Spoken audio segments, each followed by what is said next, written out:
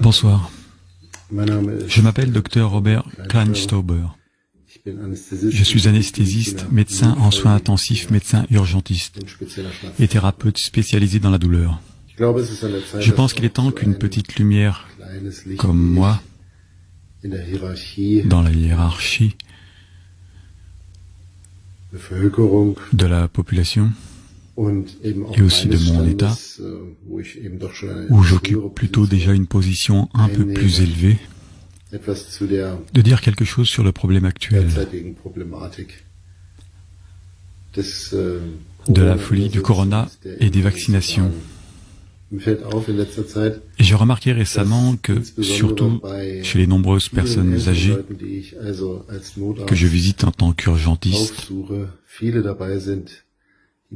beaucoup ont, au moins avec un lien temporel, après un ARN messager ou même après une vaccination à vecteur viral, ont de grandes difficultés, ont des douleurs,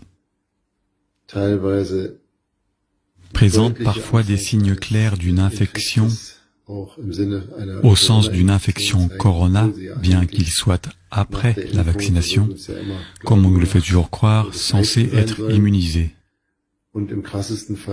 Et dans le pire des cas, récemment, de très nombreux patients sont morts après une vaccination corona, au moins avec un lien temporel. Quant à savoir s'il y a maintenant une relation de cause à effet, cela fera certainement l'objet de nombreuses enquêtes, qui commenceront certainement dans un avenir proche,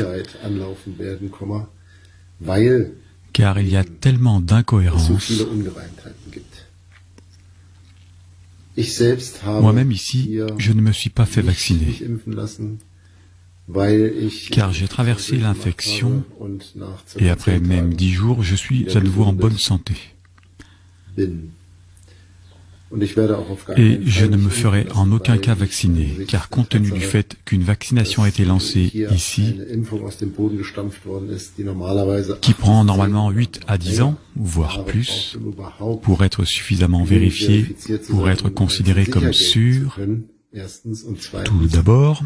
Et deuxièmement, je suis très surpris lorsque, par exemple, en comparaison avec une infection de type HFO, une insuffisance respiratoire, aucun vaccin ne semble avoir pu être disponible pendant 25 ou 30 ans, mais que soudain, dans le cas du corona, où ces virus sont également connus depuis 30 à 35 ans, soudainement, en l'espace d'un an, 4 ou 5 vaccins différents sont disponibles.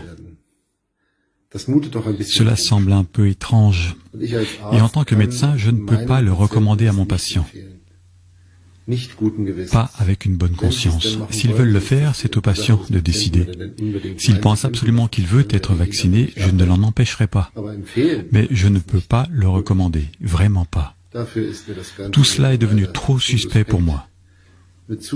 Avec trop d'incohérences, avec trop de variables, et toute cette situation d'étude est extrêmement confuse. Et ça me fait vraiment réfléchir.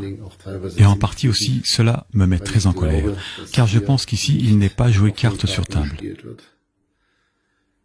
Et je ne peux que demander à mes collègues d'aborder cette question de manière plus critique et de ne pas accepter sans critique tout ce que les entreprises pharmaceutiques et les institutions politiques de notre pays veulent nous faire croire. Une grande partie est peut-être vraie, mais une grande partie ne l'est pas. Il faut vraiment se demander, en tant que médecin, qu'est-ce qui est le mieux pour mon patient, en particulier pour les nombreux patients âgés qui présentent de nombreuses pathologies préexistantes. Une vaccination de ce type, à mes yeux, et je revendique ici la liberté d'expression pour moi-même et mon expertise en tant que médecin, ne devrait pas être utilisée. Même avec les enfants.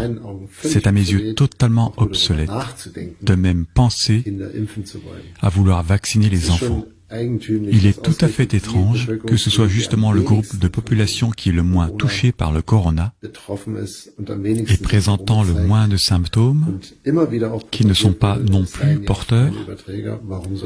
Pourquoi les enfants devraient-ils être également vaccinés? C'est une question que l'on doit se poser, à la fois en tant qu'homme politique surtout en tant comme politique responsable, mais aussi en tant que parent qui décide pour son enfant. Et c'est là que le bon sens entre en jeu.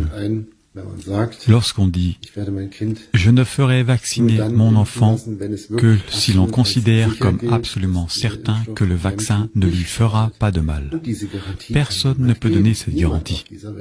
Personne dans ce monde.